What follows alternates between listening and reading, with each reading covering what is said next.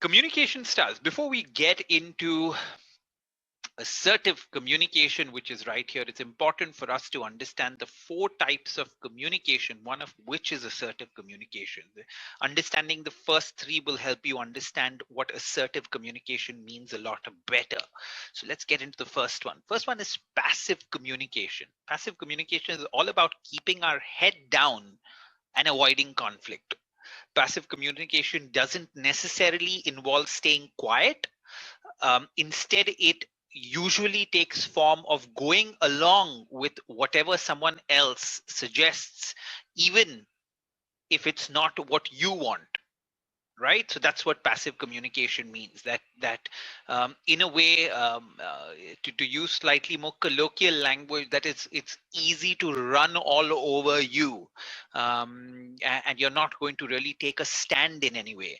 Passive communicators consistently give in to other people's requests and demands and avoid expressing their own or our own desires and preferences, right? So that's what they tend to do, and that's not what you want to do as an assertive communicator, right? So those are the passive communicators or passive communication. Now, before we move on, I'm sure this part is fairly clear to you. So think of a person either from your personal or professional life who is a passive communicator according to you. What makes this person a passive communicator? Your answers will be discussed in your live coaching session, right?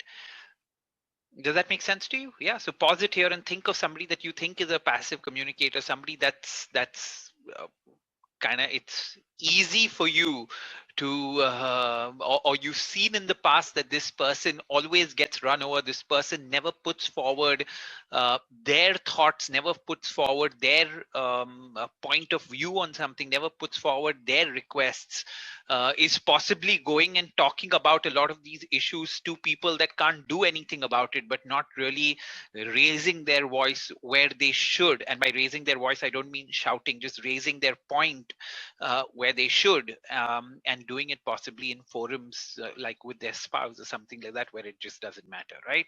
So that's the first one. Now, what's aggressive communication? Aggressive communication is when we try to force others to do what we want, even if it's at the expense of their wishes, right? Um, People don't tend to like aggressive communicators or aggressive style of communicating, because these kind of people often are a pain in the backside, right? And we don't like that. As a matter of fact, in today's day and age, in the knowledge economy, even if our boss does something like this, right, is when, say, your boss tries to force others to do what they want using their authority.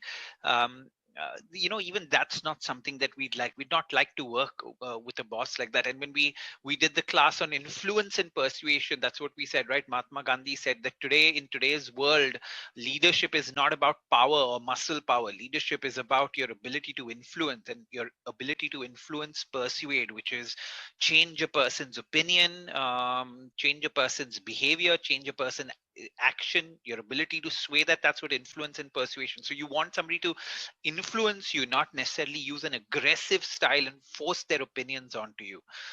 In passive communication, we give up an unreasonable amount of control over our own lives, but in aggressive style, we try to take control over other people's lives, right? So that's what we try to do in an aggressive style, which is again something which is not required. So again, your exercise, pause here and take all your answers to your live coaching session. Think of a person who you know who is an aggressive communicator. What makes this person an aggressive communicator, right? So write both the name of the person that you can think of, and also write what do you think makes that person an aggressive communicator.